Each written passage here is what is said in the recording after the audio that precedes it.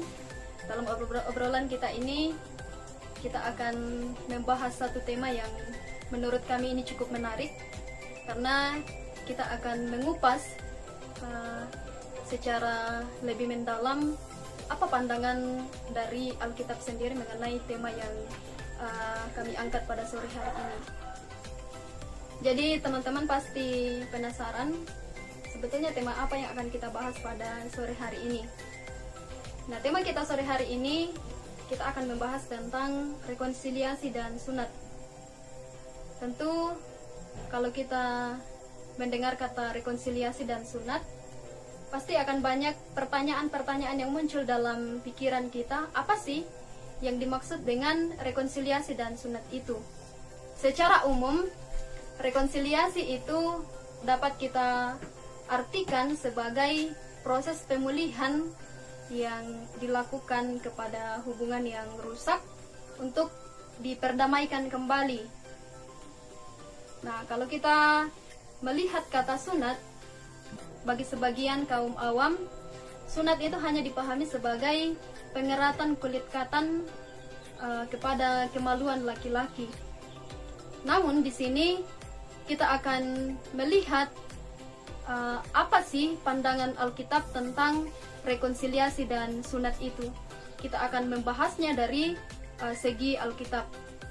Dan untuk lebih memperdalam tentang rekonsiliasi dan sunat ini, kita telah kedatangan dua narasumber kita yang menurut saya mereka sangat luar biasa. Ada saudari Irma, hai, dan ada saudari Penny, halo. Nah, di obrolan kita pada sore hari ini, kita akan membicarakan tentang rekonsiliasi dan sunat itu. Namun sebelumnya, kita akan melihat terlebih dahulu apa yang dimaksud dengan sunat, lalu kemudian nanti kita kaitkan dengan rekonsiliasi. Nah, menurut saudari Irma sendiri, apa sih yang dimaksud dengan sunat itu? Iya, ketika kita berbicara tentang sunat, ada dua kata yang berasal dari bahasa Yunani, yaitu peri dan temno. Kata peri ini berasal dari berarti yaitu sekeliling, dan temno berarti pemotongan. Artinya bahwa dipotongnya di sekitaran sekelilingnya itu, sehingga sunat ini dapat dikatakan bahwa pemotongan kulit katan di pinggir penis itu sendiri. Iya, kalau begitu, kalau hanya untuk pemotongan penis begitu, mengapa ada sunat ini yang dibicarakan dalam perjanjian lama khususnya?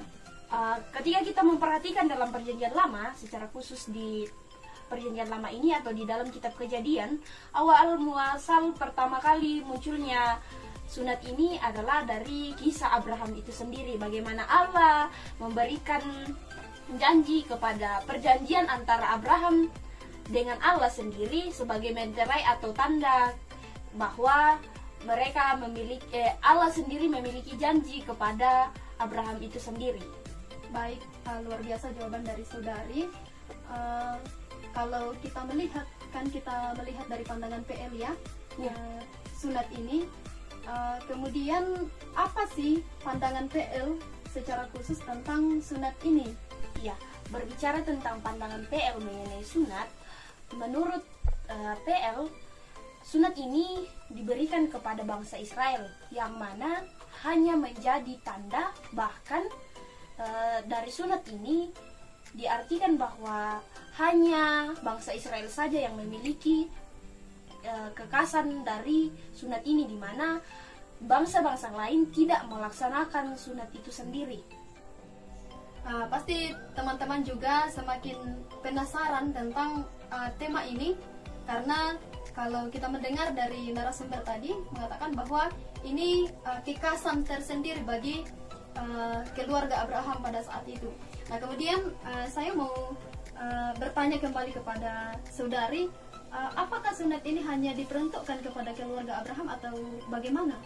Iya, kita tadi melihat dari asal muasal pertama kalinya munculnya ini dari keluarga Abraham sendiri. Tetapi bukan berarti hanya untuk keluarga Abraham sendiri, tetapi lebih ke mengarah pada bangsa Israel itu sendiri, bukan hanya keluarga Abraham sendiri, walaupun tadi memang asal-muasalnya adalah dari awal munculnya itu dari keluarga Abraham itu sendiri.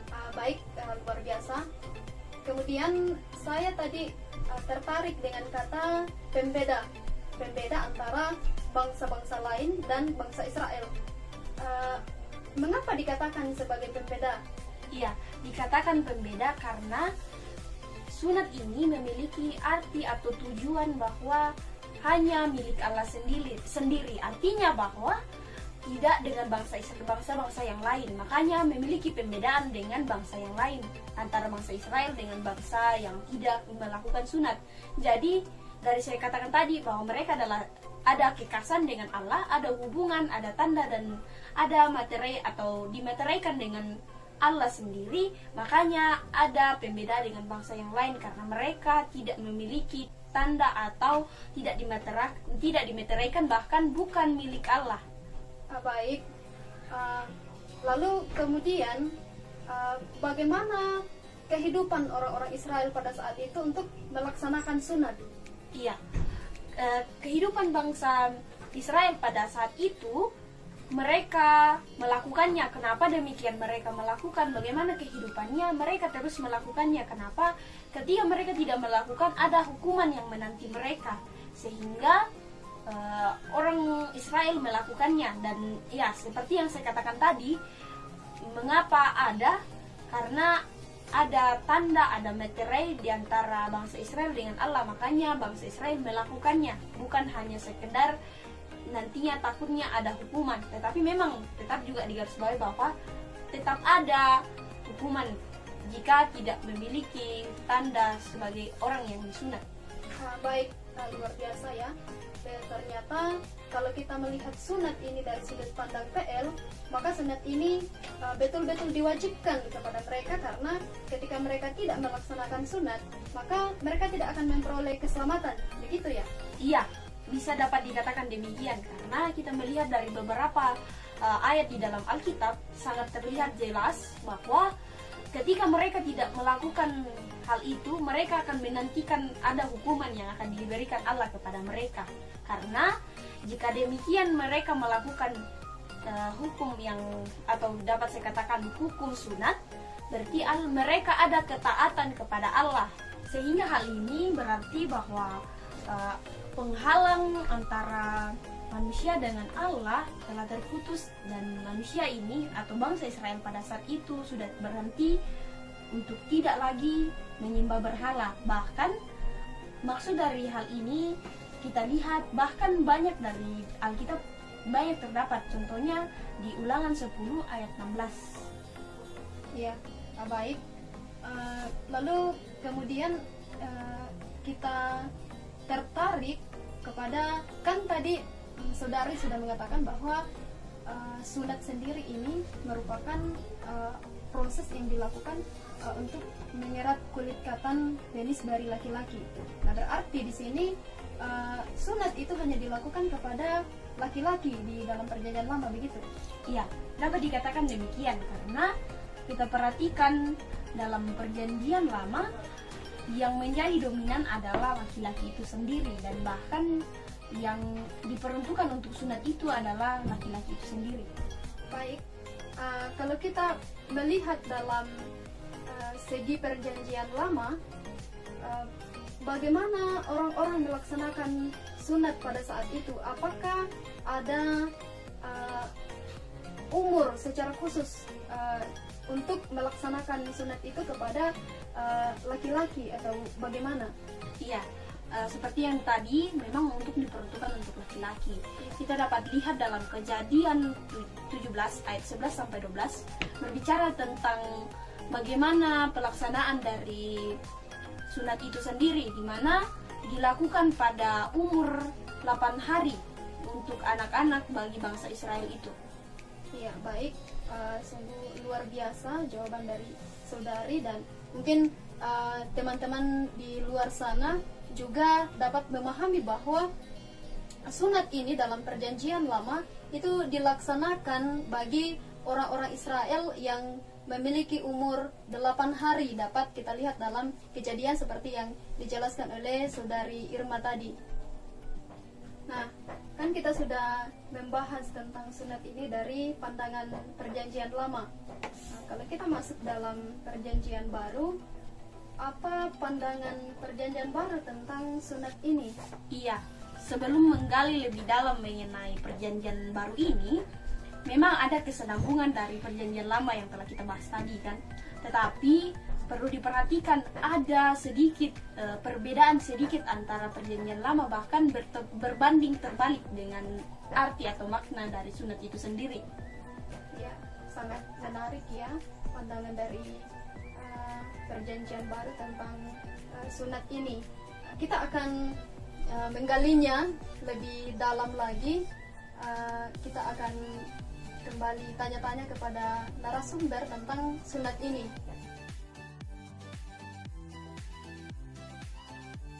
Ada mie keremes. Mie kremes. Bukan, mie keremes. Mie kremes kan? Keremes. Keremes. Ini mie kremes. Mie kremes. Keremes, tambah bumbu, kocok, terus dimakan. Seru makannya. Mie kremes yang ada gambar ayam nomor 8. Ada juga yang tinggal sor.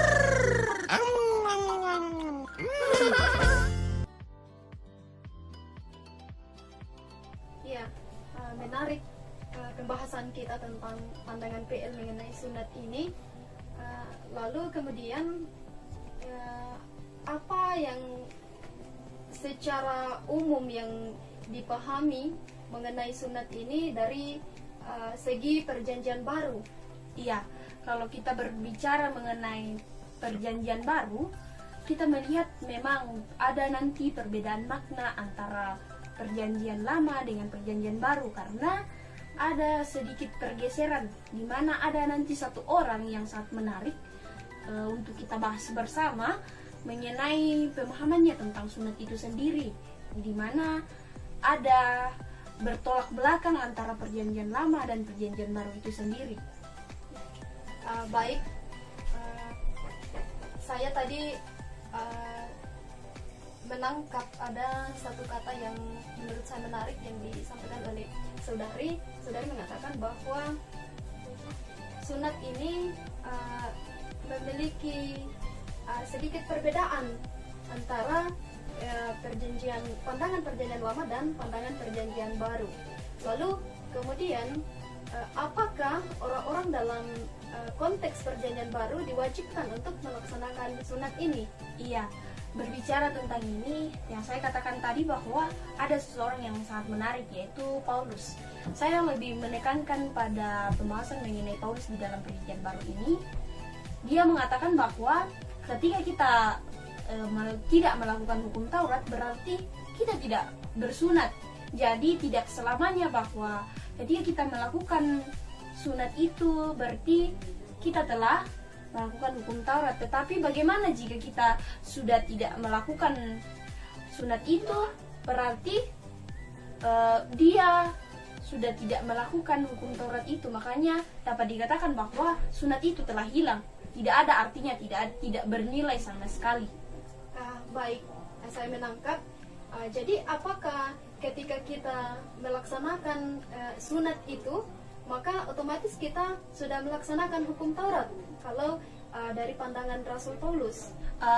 Tidak demikian, karena bukan berarti kalau misalnya ya saya katakan bahwa orang ini telah bersunat tetapi dia melakukan kesalahan, tidak melakukan hukum Taurat, Rasul Paulus mengatakan dia sama saja tidak melakukan sunat, sama seperti yang Anda katakan tadi, bahwa berarti kalau dia bersunat tetapi tidak melakukan hukum Taurat, bagaimana dengan itu?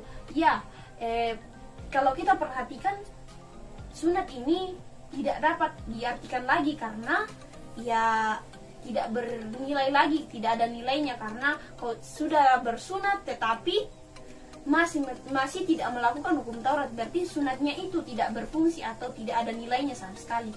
Baik, berarti dalam konteks Rasul Paulus, dia melihat bahwa ketika kita disunat, maka kita harus mewujudkan sunat itu dengan mempraktekkannya dalam kehidupan kita, dalam hal ini melakukan hukum Taurat, seperti itu ya. Iya, seperti demikian, karena yang saya katakan tadi, walaupun dia bersunat tetapi tidak melakukan hukum Taurat, berarti sunatnya itu tidak berfungsi atau tidak memiliki nilai sama sekali. Lalu kalau kita melihat dari sudut pandang atau pemahaman Rasul Paulus, apa yang dimaksud dengan sunat itu? Iya, menurut Paulus dari Kolose 2 ayat 11, kita lihat dengan jelas bahwa Paulus mengatakan bahwa sunat itu penanggalan akan dosa, di mana setiap kita memiliki dosa tetapi kita berniat untuk meninggalkan dosa itu, meninggalkan dosa yang lama dan menjadi ciptaan baru, maka hal itu yang disebut dengan sunat. Bukan berarti kita harus menaati hukum Taurat itu berarti kita sudah menjadi orang yang bersunat. Tetapi pemahaman dari Paulus sendiri, itu yang saya katakan tadi, bahwa penanggalan akan dosa yang lama dan menjadi ciptaan yang baru. Baik, menarik ya. Kalau kita lihat dari pandangan Rasul Paulus sendiri, di mana kita tahu bahwa Rasul Paulus ini merupakan seorang rasul yang sangat memiliki katakanlah sangat berperan penting dalam kehidupan orang-orang pada saat itu. Nah, menurut kalau kita lihat dari pandangan Rasul Paulus ini, berarti banyak orang yang akan diberikan pemahaman bahwa sunat itu lebih ditekankan kepada perilaku. Iya, bisa dapat dikatakan demikian. Bagaimana kehidupan kita atau kelakuan kita itu yang dapat dikatakan orang yang bersunat. Tidak berarti ketika kita sudah bersunat bahwa kita sudah diselamatkan. Tidak demikian, karena bagaimana kita meninggalkan dosa lama, berarti bagaimana kehidupan lama kita, dosa-dosa kita selama ini, dan kita bertobat, berarti kita telah melakukan sunat itu. Bukan berarti yang saya katakan tadi, sunat, telah melakukan sunat berarti saya setelah selamat. Tidak demikian. Baik, jadi apakah mungkin dari segi pandangan Rasul Paulus, sunat ini dia pahami sebagai sunat rohani begitu? Iya, bisa dapat dikatakan demikian, tetapi lebih akrab dengan dikatakan sebagai sunat hati, di mana sunat hati ini adalah penanggalan akan dosa-dosa lama dan menjadi baru, di mana setiap orang yang mau mengisi hatinya untuk dimasuki oleh Tuhan, mau ada pertobatan di dalam diri orang tersebut. Walaupun jika dikatakan sunat hati bukan berarti hatinya yang dipotong, tetapi bagaimana membersihkan hati kita atau bertobat untuk meninggalkan dosa lama itu dan mau diisi oleh Allah sendiri. Baik, sangat menarik ya. Kalau saya menangkap dari apa yang dikatakan oleh saudari tadi, maka saya masih belum terlalu mengerti apa yang dimaksud oleh Rasul Paulus di sini tentang sunat hati. Bisakah diberikan ulasan lebih lanjut mengenai sunat hati ini dari pandangan Rasul Paulus? Iya, kita melihat dari Roma 2 ayat 25, jelas sekali dilihat di situ bahwa sunat hati adalah penanggalan dari sifat dosa kita yang selama ini kita tinggalkan.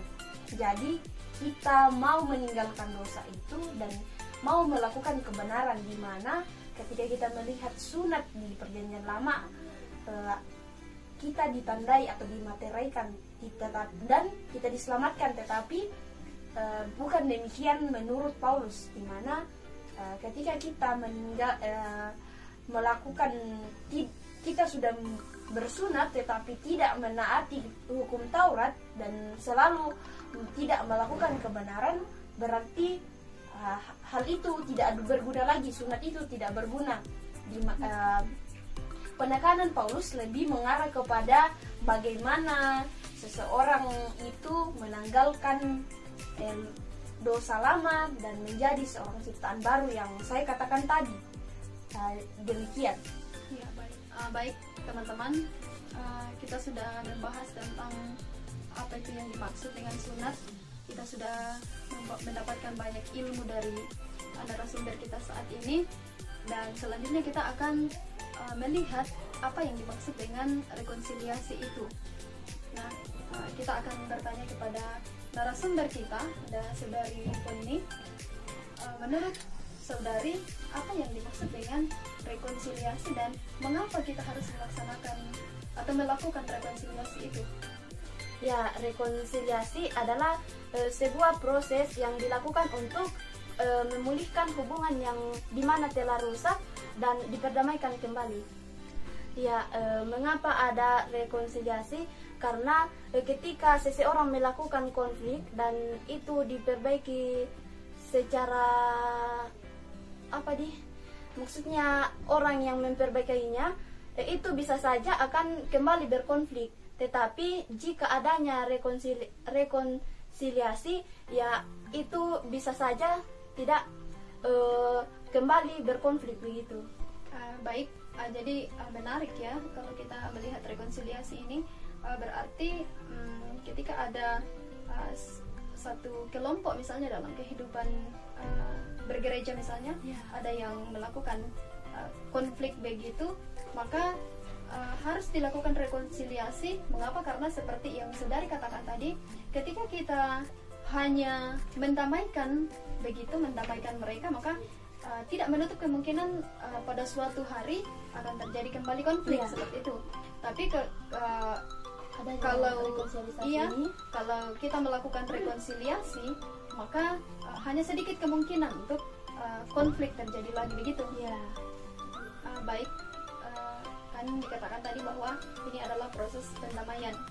Jadi saya dapat simpulkan di sini bahwa ketika Tuhan Yesus datang ke dalam dunia untuk mendamaikan manusia dengan Allah, karena kita tahu bahwa ketika manusia jatuh ke dalam dosa, hubungan kita dengan Allah itu menjadi rusak. Lalu kemudian Tuhan Yesus datang untuk melakukan rekonsiliasi agar kita diperdamaikan kembali dengan Allah. Hubungan yang dari awalnya rusak dapat diperbaiki dengan adanya rekonsiliasi dari Tuhan Yesus begitu. Ya, karena di mana Allah sendiri melalui putranya Yesus Kristus yang di mana ia juga melakukan pendamaian kepada kita umatnya begitu ya. Iya, menarik ya. Saya dapat tangkap bahwa kita sebagai orang-orang yang percaya kepada Yesus, orang-orang yang telah diselamatkan, kita dalam tanda kutip diberikan kewajiban begitu untuk melakukan rekonsiliasi kepada saudara-saudari kita yang mungkin melakukan konflik, karena seperti yang Saudari katakan tadi bahwa Allah sendiri telah terlebih dahulu melaksanakan rekonsiliasi itu kepada kita umat manusia. Sangat menarik ilmu yang dibagikan oleh saudara-saudari tadi. Saya sangat terkesan dengan tema ini, karena menurut saya tema ini sangat menarik untuk kita diskusikan dalam kehidupan kita setiap hari, khususnya dalam kehidupan orang-orang yang percaya. Kalau saya menangkap dari pembicaraan saudara-saudari tadi, kalau kita kaitkan rekonsiliasi dan sunat ini, maka saya dapat ambil kesimpulan di sini bahwa kalau kita melihat sunat itu dari pandangan perjanjian lama, maka sunat itu diartikan sebagai tanda atau materai yang diberikan kepada bangsa Israel agar mereka mendapatkan keselamatan. Tetapi dalam hubungan dalam perjanjian baru, karena kita telah diberikan perdamaian atau Tuhan Yesus sudah melakukan rekonsiliasi dalam kehidupan kita, karena Allah telah mengampuni kita melalui putranya yaitu Yesus Kristus yang telah mendamaikan dengan kita, maka di sini kita tidak perlu lagi untuk melaksanakan sunat secara jasmani, tetapi yang kita butuhkan di sini seperti yang dikatakan oleh pemateri tadi, bahwa kita hanya membutuhkan sunat hati, yaitu lebih kepada ketaatan kita dalam melakukan firman Tuhan. Nah teman-teman, pertanyaannya adalah apakah orang Kristen saat ini masih diwajibkan untuk melaksanakan sunat? Nah, kalau kita mengacu kepada Matius pasal 5 ayat 17, di situ jelas dikatakan bahwa Tuhan Yesus datang bukan untuk meniadakan hukum Taurat tetapi untuk menggenapinya.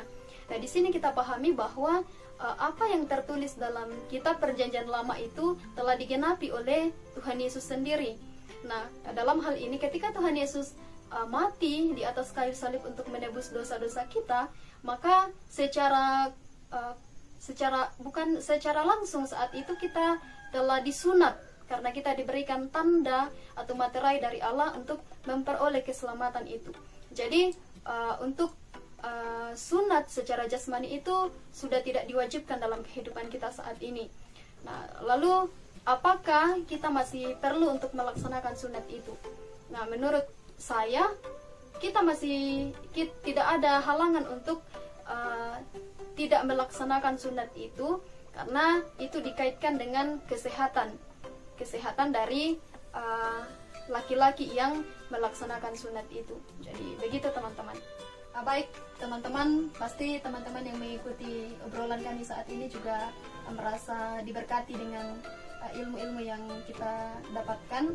Ya, kita berterima kasih kepada dua narasumber kita yang membagikan ilmunya saat ini. Semoga dengan ilmu yang diberikan kepada kita saat ini dapat menginspirasi saya dan secara khusus teman-teman semua di luar sana, dan juga menjadi berkat bagi kehidupan saudara-saudara saat ini.